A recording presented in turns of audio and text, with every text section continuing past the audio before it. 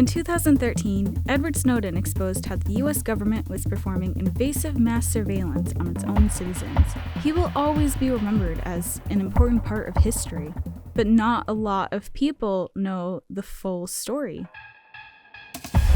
Edward Snowden likes hentai games. This is real. Edward Snowden has online comments talking about hentai video games that are still up to this very day. And here's the craziest part to me. No one in the history of the internet has ever talked about this before. Edward Snowden could be considered one of the most important people of the 21st century, and his quote, "Some hentai games are very good," is live right now. Why is everyone not talking about this all of the time?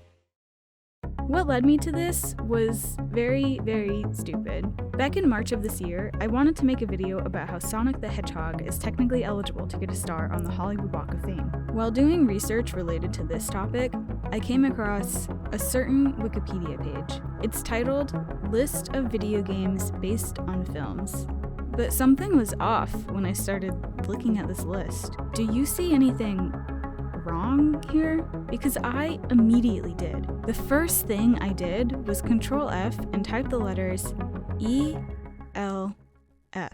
I scrolled to where it should have been on the page, but it wasn't there. Elf the movie for the Game Boy Advance was missing from the Wikipedia list of video games based on films page.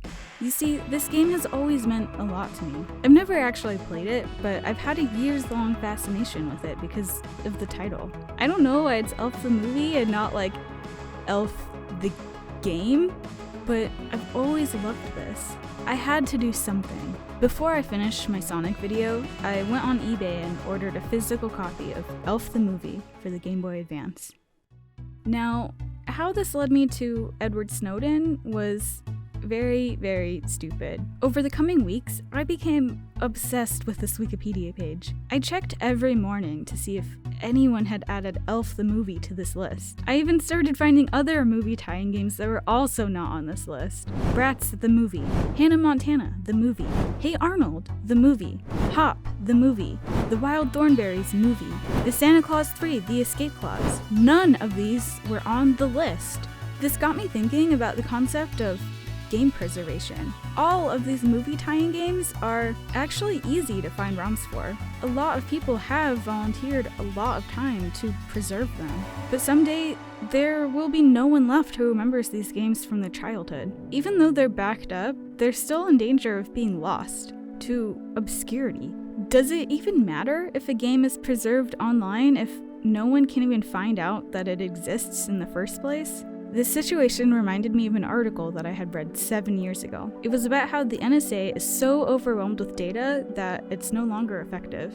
The NSA's whole mission is to collect it all. This is kind of the same motto that is presumed with game preservation. In both cases, this leads to a problem. For the NSA, important intel gets lost in a salmagundi of data. For game preservation, weird games get lost in a gallimaufry of data.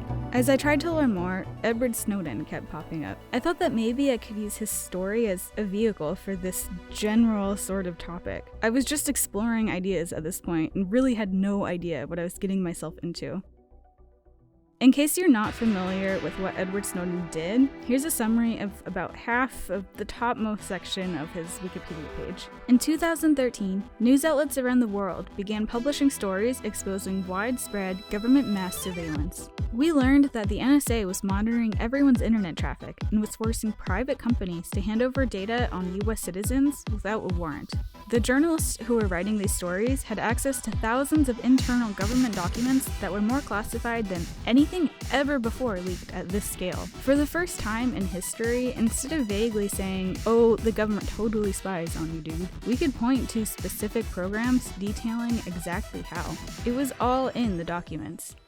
Edward Snowden was the one behind these documents. He worked for different roles for multiple contractors and stuff, but it's easiest if we broadly think of him as a sysadmin that worked for the government. He was the kind of person who would be managing file permissions for everyone in the organization. So he had access to documents that only a few dozen people on the planet had authorization to read. It's a little more complicated than that in reality, but basically he was able to access pretty much everything there. Edward Snowden slowly amassed a fat load of top-secret documents detailing this government mass surveillance. He decided to go public with these and get help from a few journalists to reveal what was in the documents. He handpicked Glenn Greenwald, Laura Poitras, and Barton Gellman. He dumped his fat load all over them, and together, they changed the course of history. I skimmed the first page of his Wikipedia page about all of this, then I got bored. Instead, sort of randomly, I ran a search for the phrase Edward Snowden video games. There were actually a lot of articles about Edward Snowden and video games. One of these explained that Edward Snowden used to frequent the Ars Technica forums under the name The True Hoo-Ha. Usually, the posts here were scrutinized for evidence of his past political opinions and technical background. But then I saw that he wrote a game review for Max Payne 2. He explained that the game's descriptive writing made him want to touch himself. He used the word cock goblin. I saw this Max Payne 2 review referenced in multiple articles. I thought that meant that surely his post history must have been combed through thoroughly, and that this must have been the silliest thing anyone could find. But I couldn't be 100% sure. So I made my own account on the Ars Technica forums so I could read every one of his 773 posts myself.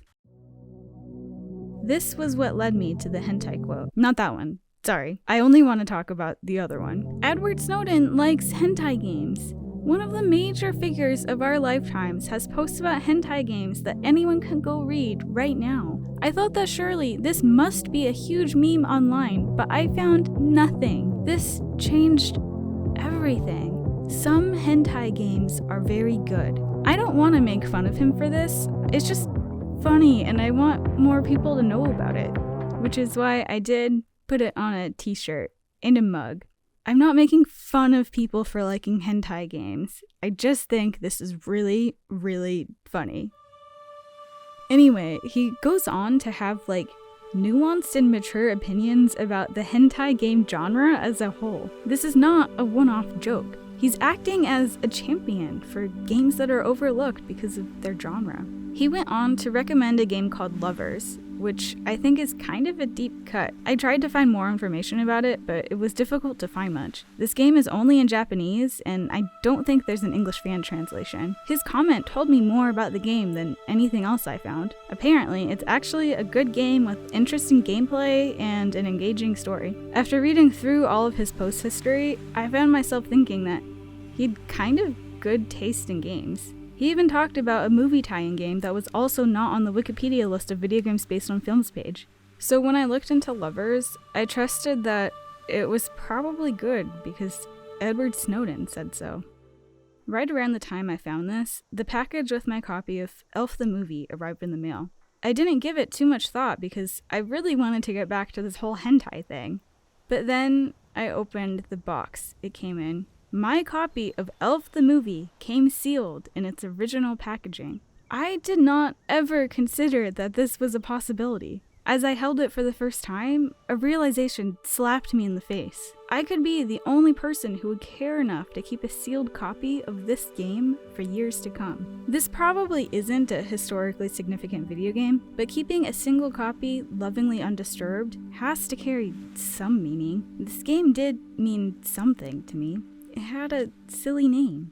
I needed to champion Elf the Movie the same way Edward Snowden championed hentai games. I needed to add Elf the Movie to the Wikipedia list of video games based on films page. The Wikipedia list of video games based on films page is potentially the main way it could be discovered by anyone going forward. If I added the game to this page, there's a chance that someone, somewhere, someday could find out about Elf the Movie who wouldn't have otherwise. But I have zero experience with Wikipedia. Trying to learn how to edit Wikipedia was boring. I procrastinated and tried to look for external sources about the game instead. I found a review in an old magazine, some other old reviews, and I started to notice something weird. The game might not be called Elf the Movie after all. It does say Elf the Movie on the cover, and it's called that on almost every modern website where the game is referenced today. But I found the final word on this on an archived version of the game publisher's website. It's actually named Elf. Not Elf the Movie, just Elf.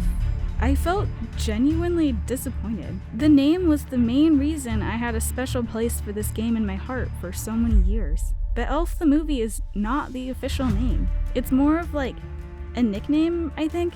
In hindsight, this was the first sign that there was more to this game than I ever imagined. The movie or no the movie, I was still in no shape to learn how to edit Wikipedia. A hentai-shaped cloud was completely overshadowing my life. Edward Snowden was a bit of a mystery to me beyond the headlines. All I knew was that he leaked highly classified documents detailing secret mass surveillance, and that he liked hentai games. I wondered how I would feel about the hentai quote if I'd learned more about him. So that's what I did. I started by watching the 2016 movie Snowden. It was not good. There was only one notable thing about this movie. It was a sex scene with Edward Snowden that totaled 36 seconds. 11 of these seconds were alternating shots of his face and the computer across the room. It is implied that the webcam frightens him. But still, I did not learn anything from this. Next, I got Edward Snowden's book, Permanent Record. But then I realized that all of the popular books about him were written by key figures in the story. So I also got No Place to Hide by Glenn Greenwald, and Dark Mirror by Barton Gellman, and The Snowden Files by Luke Harding. I also decided I would watch the documentary Citizen 4, directed by Laura Poitras. I only had books that were likely to be very favorable of Edward Snowden, so I also started reading How America Lost Its Secrets by Edward J. Epstein. I learned a lot about Edward Snowden from reading these. Dark Mirror by our boy Barton Gellman ended up being maybe one of my favorite books ever, but none of these books talked about hentai. The closest I got was when Epstein talked about Edward Snowden liking anime. Epstein explained that anime is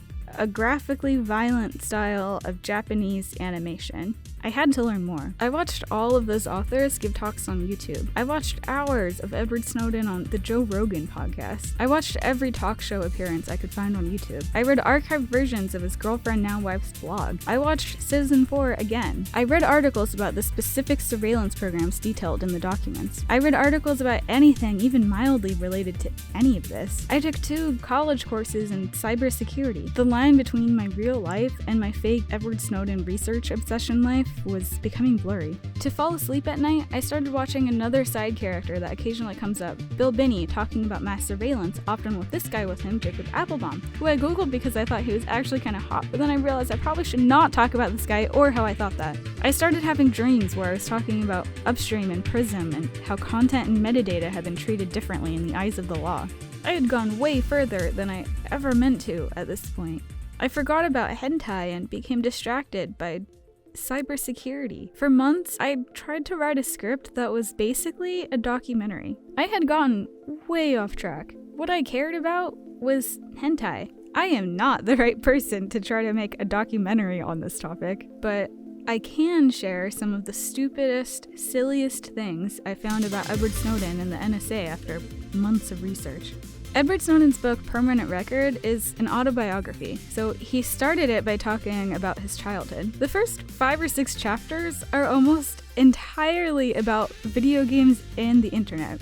On September 19th, 2019, a Reddit user made a post titled Snowden's New Book. They pointed out that Edward Snowden claimed to have played both Street Fighter and Mario Kart on the NES, but these games were never released for that console. They wondered how we could trust anything he says when he can't even tell the truth about this one simple detail. Edward Snowden himself replied. Apparently, his editors were upset that his book was too nerdy, so they introduced this mistake when they were cutting out a whole other section he originally had about his SNES era. This comment only has 48 upvotes. When he was really young, Edward Snowden worked for this anime website. I felt really bad secondhand embarrassment from all this stuff here, so even though I'm mentioning it, I'm not going to dwell on this. Edward Snowden is technically a YouTuber. In 2009, he uploaded a 1-second video under the channel name The True Hoo-Ha with his Left 4 Dead 2 score. Everything we know about his story started because Edward Snowden liked to do what I do. He liked looking shit up on Wikipedia. The NSA has this internal version of Wikipedia, and it was here that he began initially browsing for fun. Apparently, when anyone gets a job working for the government, the first thing that most people do is look up aliens. Edward Snowden also did this first. He said in his book that aliens are not real, or at least they haven't contacted US intelligence. If there were files documenting contact with aliens, he would have seen them and he would have told us. It was after not finding anything about aliens that he read about the now famous programs like Upstream and Prism. But he also read about programs like Bacon Ridge and Altered Carbon, Burger King, Krispy Kreme, and Blind Date, Happy Hour, Second Date, Nightstand. When Edward Snowden made contact with the journalists, they planned on meeting in Hong Kong to go over the files there and break the story. Ed told Laura that if she was worried about being stopped at the airport, she could just pretend that she was having an affair with him. If she brought a suitcase with sex toys and lingerie, no one would dig any deeper once they found that. Laura told Bart about this exchange and was like, "It is creepy, right? Now I have little interest." They worked it out as a misunderstanding, but there's a non-zero chance that this could have halted their correspondence altogether. If that happened, we would have never learned of the NSA's involvement in video games. The documents revealed that the NSA spied on both Second Life and World of Warcraft. They tried to recruit informants from these games, and they even had so many undercover agents in Second Life that they had to create deconfliction groups, because otherwise they would just keep doing the same things and running into each other. If you played these games at their peak, you may have talked to an undercover NSA agent. Also, I found this fan fiction about Edward Snowden and Martin Skrillex. In his book Permanent Record, Edward Snowden indirectly talked about his hentai comments. He said it would have been easy to write a script that deleted all of his old internet posts, but that he couldn't. It just felt wrong, he said. To erase those comments would have been to erase who I was, where I was from, and how far I'd come.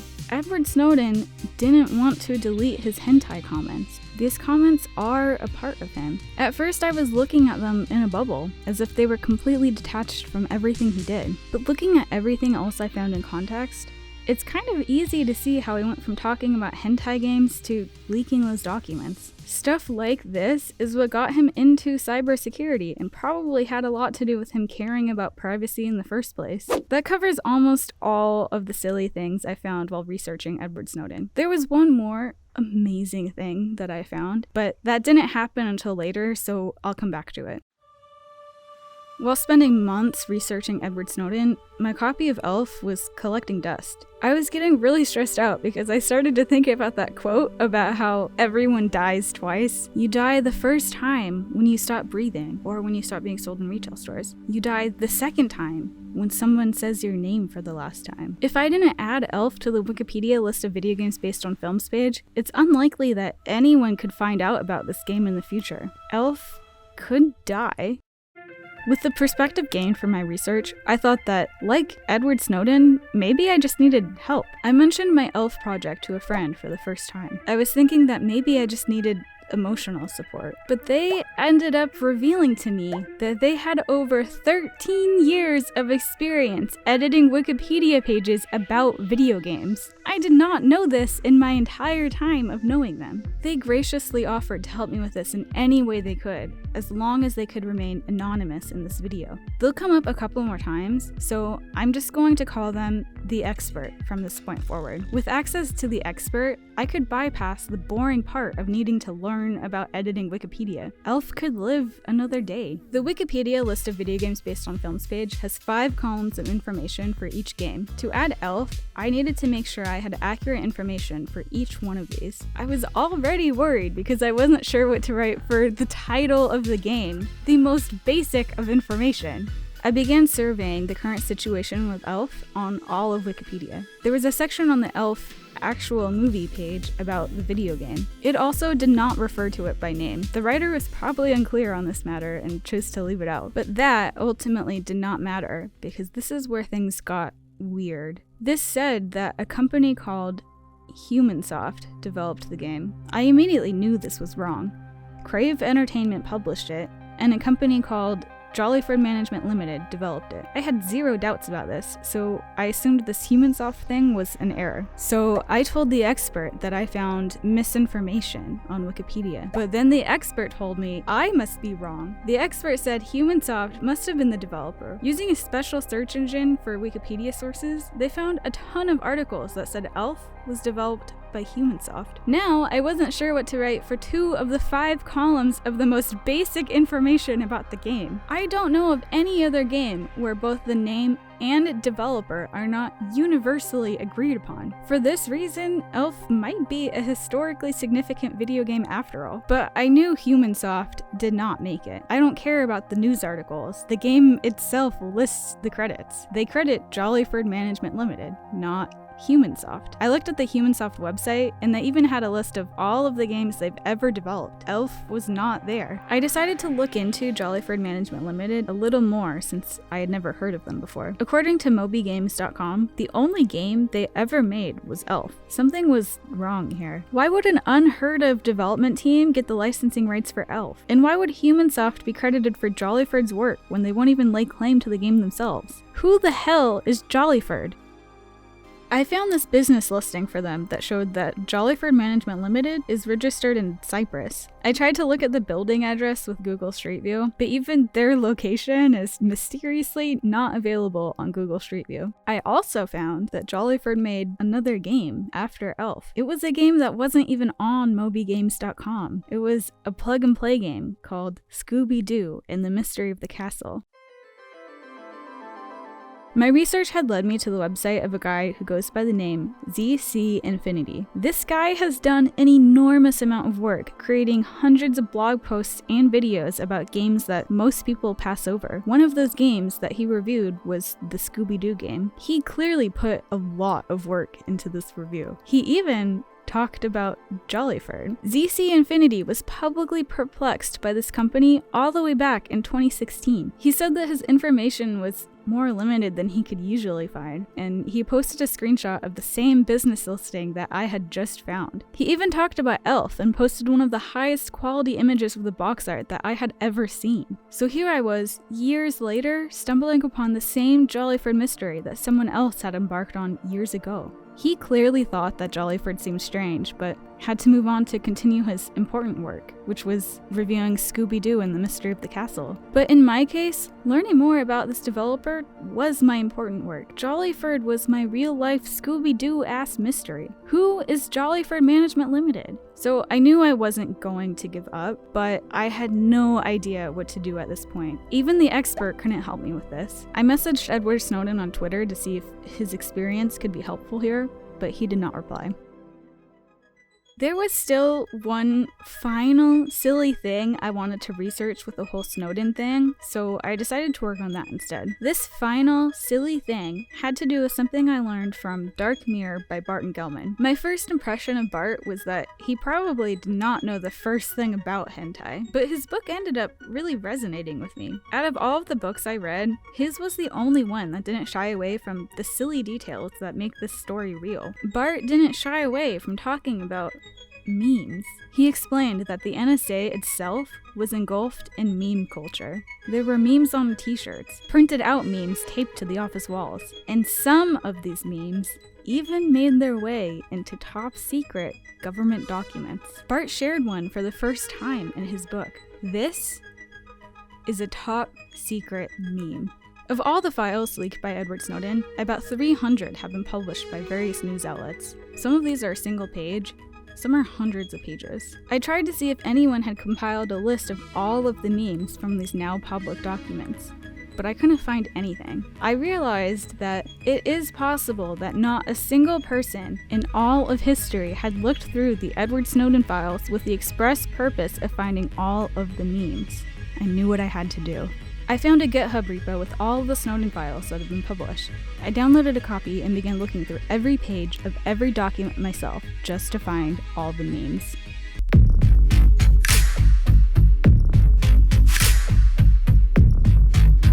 It was hard to know what to even categorize as a meme. Is bad graphic design a meme? Is being annoying a meme? Sticking to the strictest definition, I only ended up finding a couple memes. But unlike the one featured in Bart's book, these are raw and uncropped and labeled with their security classification. My favorite was this one. I'd like to pause here. This is one of the most classified documents in US history. That's fucking ridiculous. It's so shocking.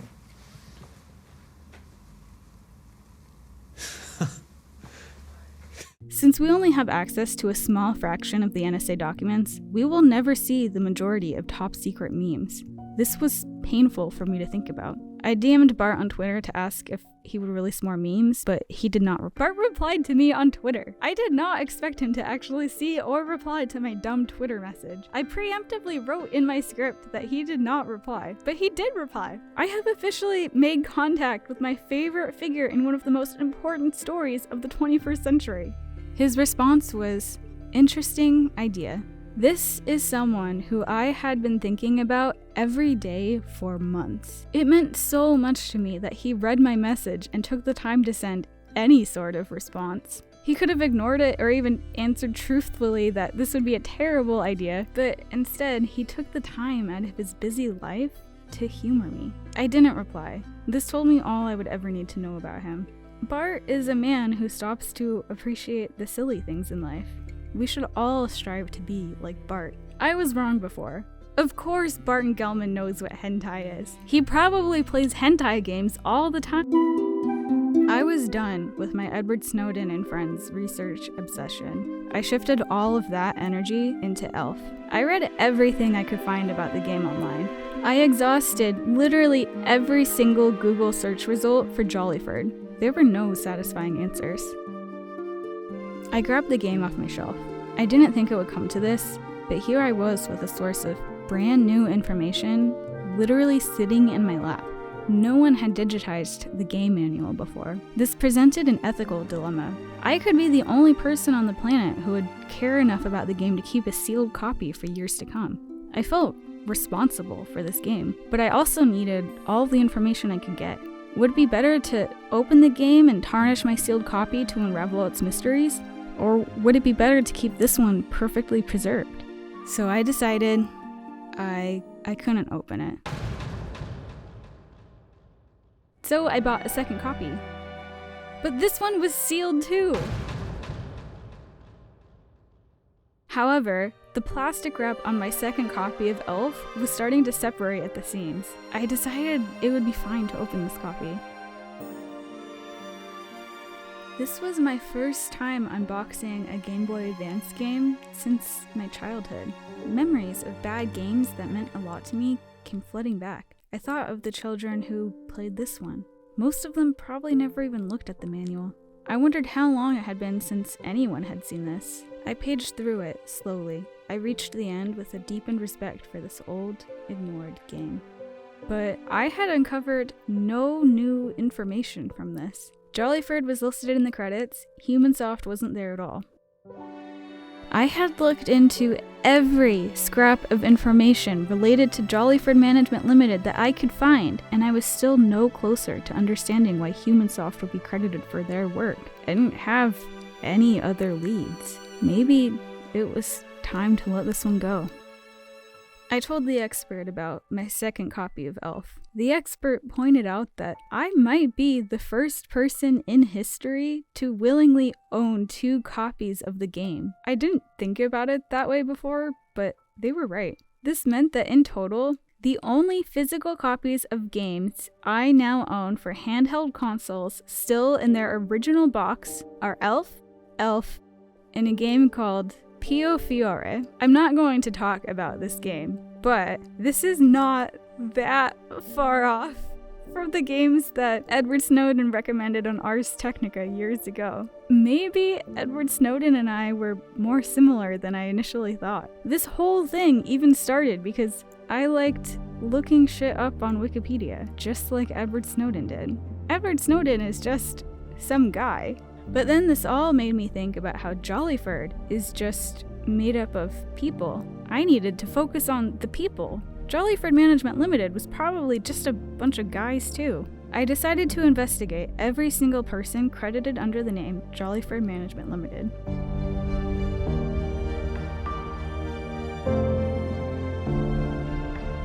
The first one, the president of Jollyford, I couldn't find anything on. But as I investigated more of these people, I noticed a pattern develop. They all worked on games for Humansoft around the same time. If we don't count the company president, every single person was from Humansoft. I immediately messaged the expert with what I had found. This Scooby-Doo-ass mystery had a Scooby-Doo-ass answer. Jollyford is Humansoft. I never took Humansoft seriously before, so I had been focusing mainly on Jollyford. But this whole journey showed me that clearly that wasn't enough. Using the Wayback Machine on archive.org, I went back through every archived version of Humansoft's website around the time that ELF was released. And there it was. Here was my confirmation. ELF is a Humansoft game.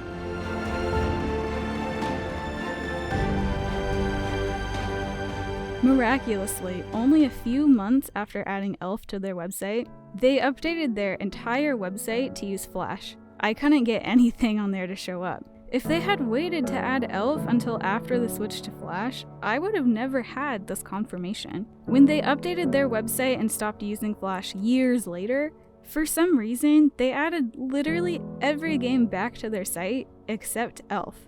So the whole Jollyford development team is just people from Humansoft. At some point, they announced the game as a Humansoft title, but they made this company just for ELF instead. I don't know why they did this. Shame, taxes, and I don't know who the president of Jollyford is.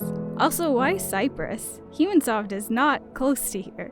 I'm sure there would be a lot more to uncover. You could chase this thread forever. But for me, I was just happy to find out what this Jollyford Humansoft connection even was. It's all the same people, and honestly, that's enough to satisfy me. I contacted the expert again. I double-checked with them to see if I had enough to edit the Wikipedia page, and they said it should work. My journey was finally coming to an end. I had everything I needed to finally edit the Wikipedia page and add ELF. But still, I didn't. I started writing my script instead. Hey, this is Allie from the future. So I'm editing the video right now, and I scanned the box art and manual of ELF. I'm looking at the manual in Photoshop right now, and I just noticed that it does not actually say Jollyford Management Limited anywhere on it. It just says developers, where the company name should be. When I looked at this the first time, I was just so used to seeing the names of the individual game devs that I think my brain just thought I also saw Jollyford. I thought that Humansoft would be completely different people at first, so I just never zeroed in on this. It would have been a major clue if I actually noticed it, and I'm so shocked that I didn't. So I guess Jollyford was not a thing yet, even at the time of creation of this manual. I didn't mention this in my script, but I've actually grown very fond of this stupid company name. At first I fell in love with the name ELF the movie, but I grew to love Jollyford Management Limited even more. This group of people will always be Jollyford Management Limited to me. Okay, I just needed to say something about this. Goodbye.